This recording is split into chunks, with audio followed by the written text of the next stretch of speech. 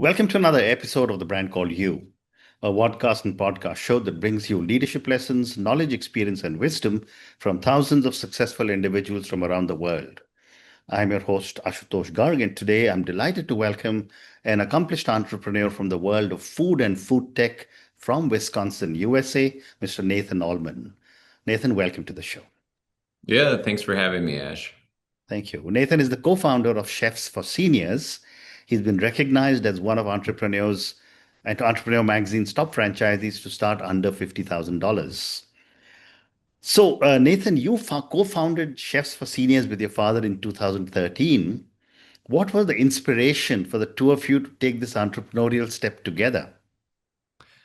So I grew up in a restaurant family, started cooking on the line from the time I was, 10 years old. I think Uh-huh. when your parents own the place, child labor laws don't Yeah, apply. So I was, yeah, yeah. starting out buttering toast, working on a Mm, line always around food as a kid.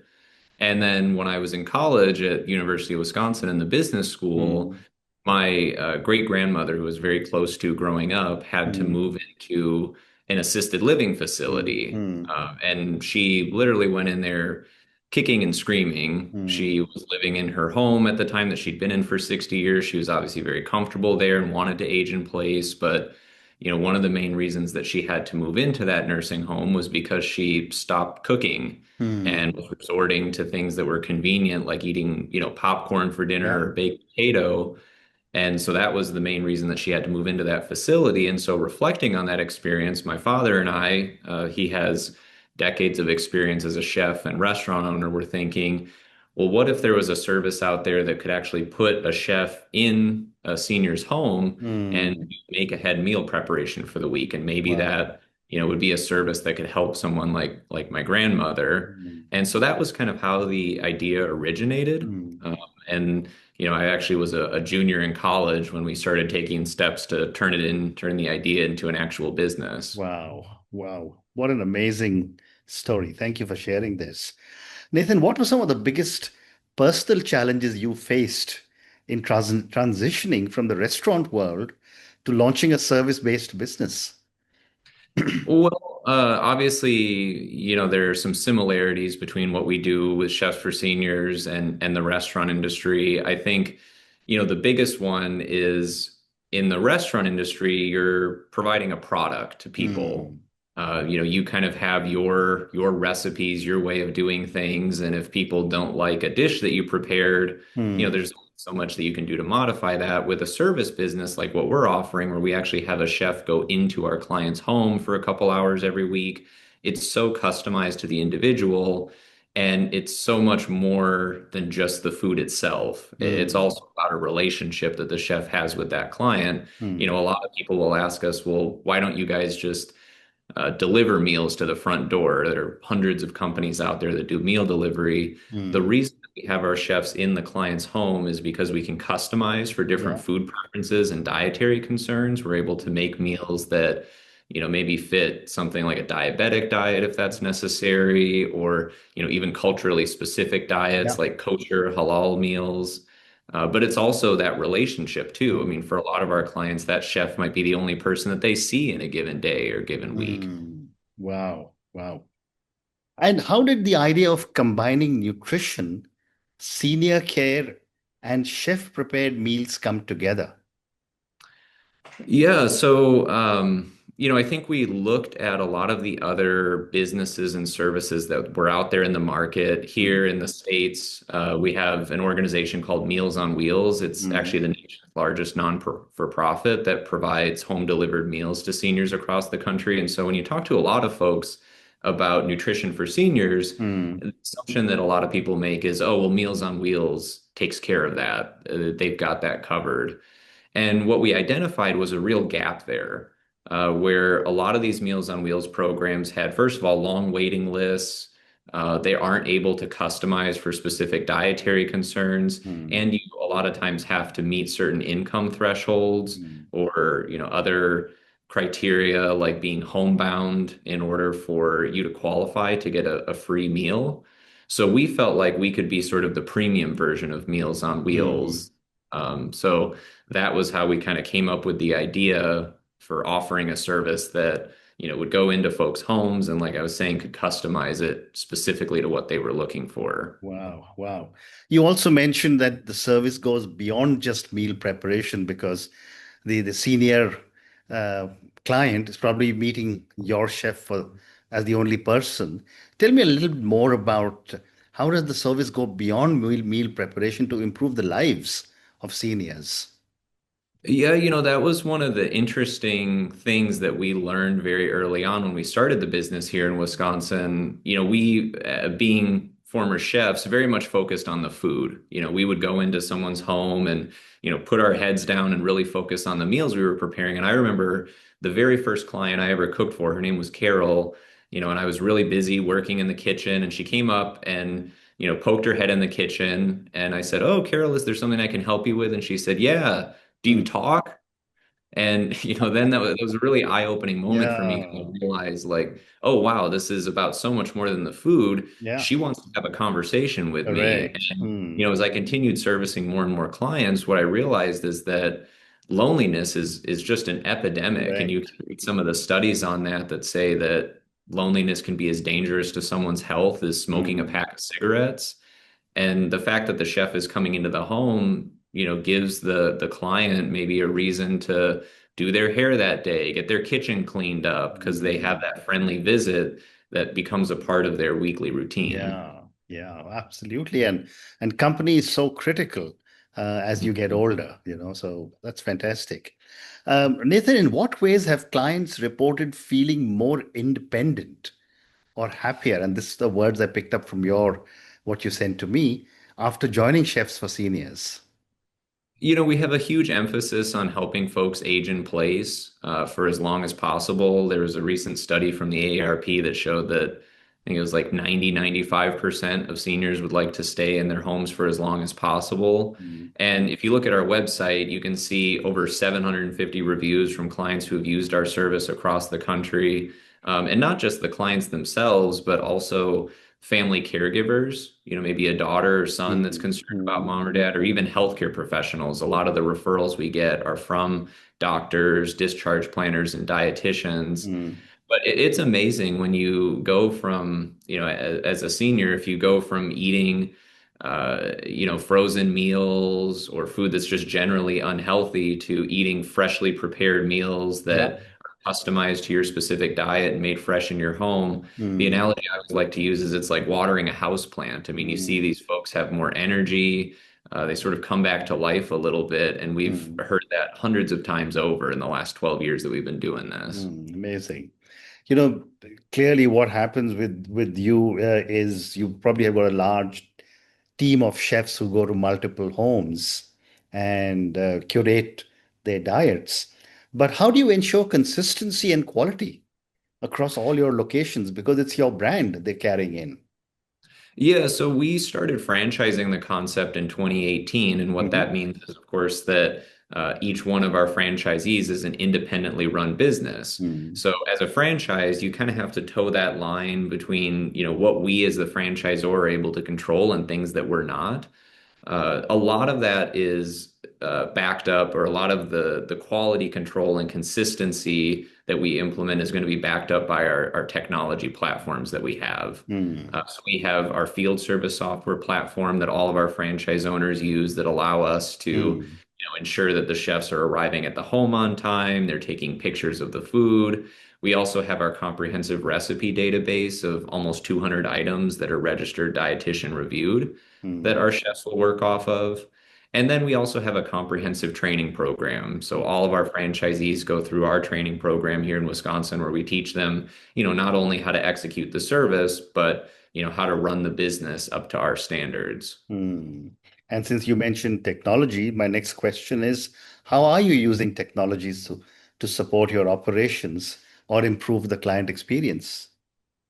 Yeah, that's an interesting question because, given the market that we serve, older Mm, adults, a lot of them are not so tech savvy. yeah. So our philosophy has always been we want to make it as low tech, high touch as possible for the senior, for the actual Mm, client. mm, But on the back end for our chefs, we want to, support them with robust technology. So I mentioned, the field service software, the chefs can access that on a mobile app on their phone, and that's how they would see all of the data for that particular service, where they need to be and when, the Mm, menu that they're going to be preparing.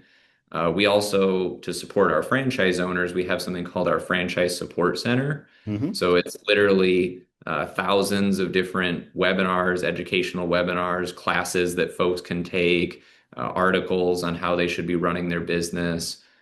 So those are really the two main mm, systems that we're mm, mm. using.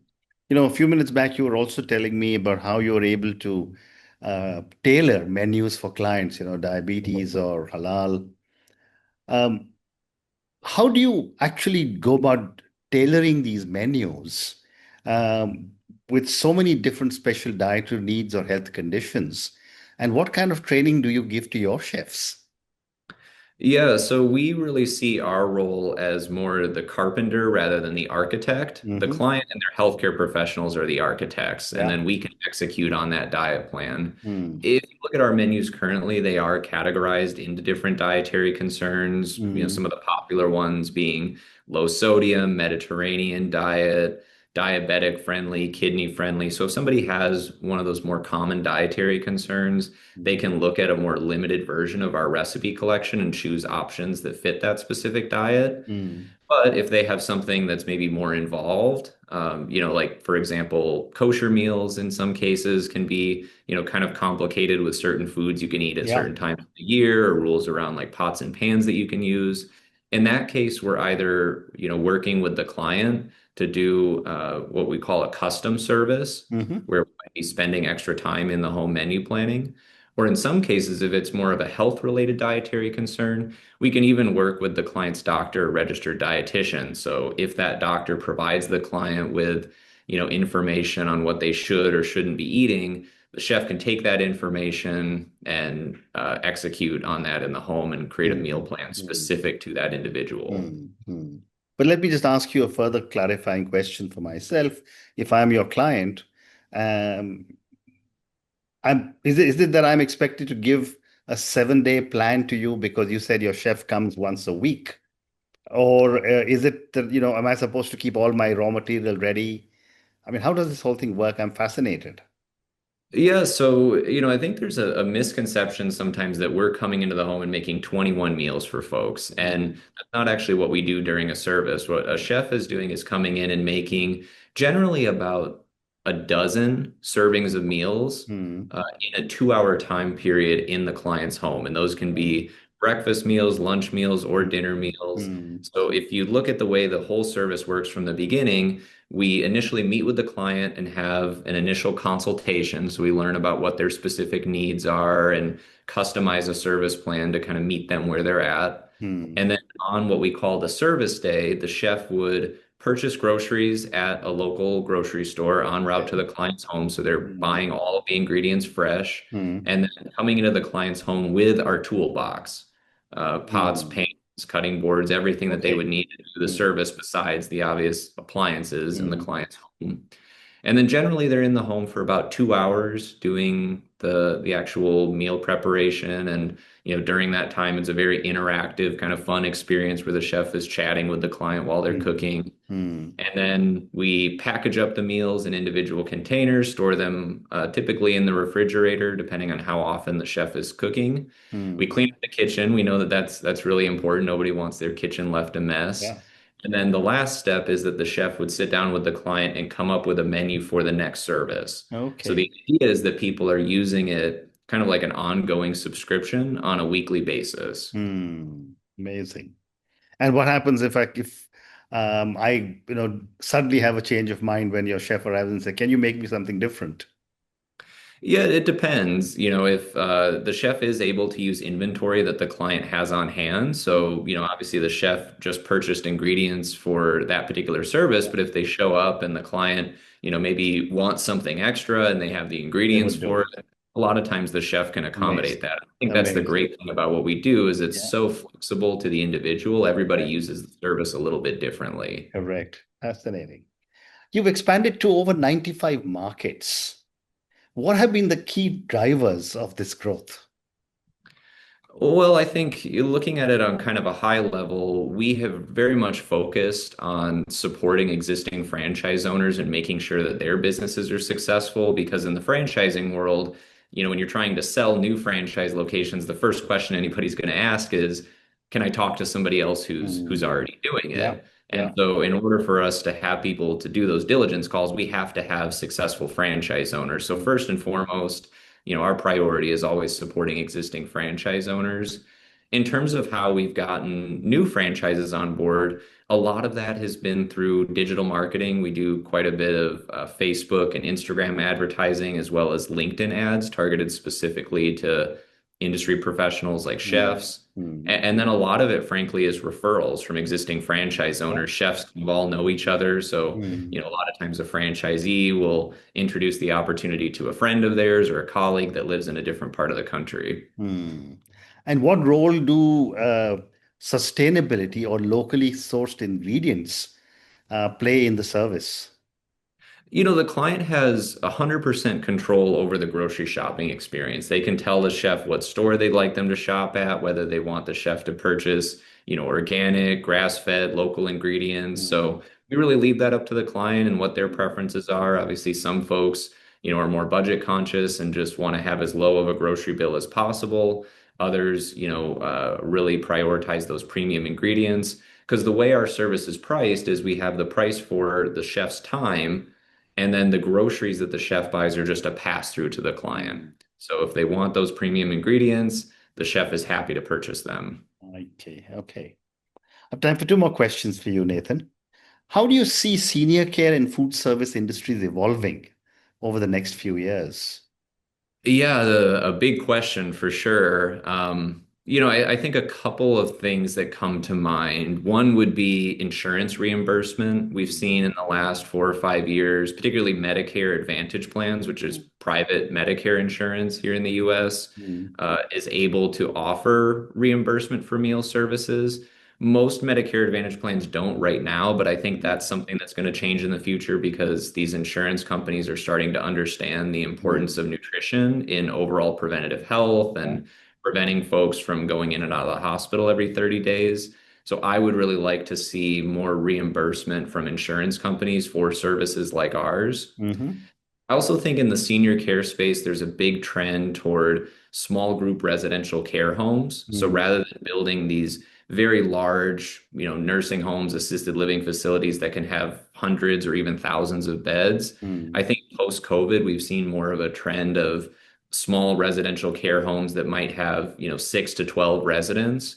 And that's going to allow caregivers to provide services to multiple people at once. Yeah. Because if you look at the home care industry, a huge struggle for them is just getting staff, finding caregivers. There's Mm. a big need out there for caregivers and not enough people that can provide those services. Mm. So having those residential care homes where you can have one caregiver working for, let's say, 6 to 10 residents of that home is just so much more efficient than a caregiver just being assigned to one person.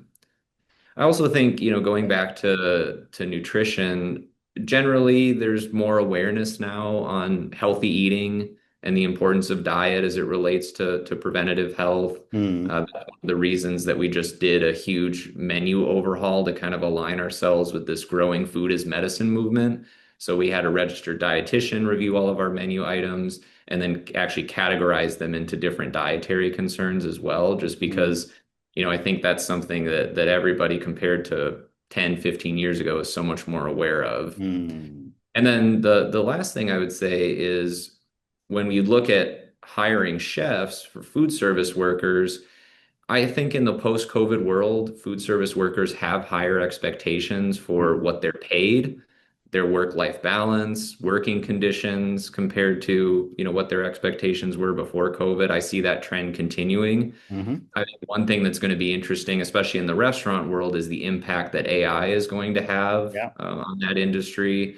I've heard of friends of mine, for example, that own fast food franchises that are going through the process of, they call it automating their restaurant, where they might be able to take, a McDonald's that previously would take 50 employees to run And by using AI to help with systems like ordering and in some cases even the food preparation, Mm. they're able to, staff that restaurant with maybe half the number of Wow. employees. So Yeah. that'll be very interesting to see, Mm. what kind of impact that has on the food industry. Fascinating.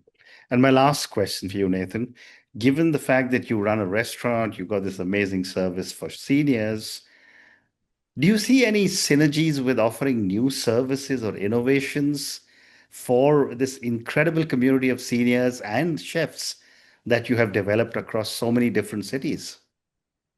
Yeah, great question. I mean, it's interesting. Our core model, how we provide services, it really hasn't changed much since day one. I mean, we've tweaked small things like, our menus and how we price the services, but the fundamental premise of us going into a client's home and providing meals in a compassionate way where we're also, building those relationships, Hmm. I don't really ever see that changing, to be honest, in any fundamental way. Hmm. I think that there are changes that we can implement, with our menus and the technology solutions we're providing to franchise owners and the tools to help support them as business owners. Hmm. But our business is so high touch and so human centric. I never want to lose that element of what we do because I think that's what separates us from any other meal service out Hmm. there. Hmm. Wow.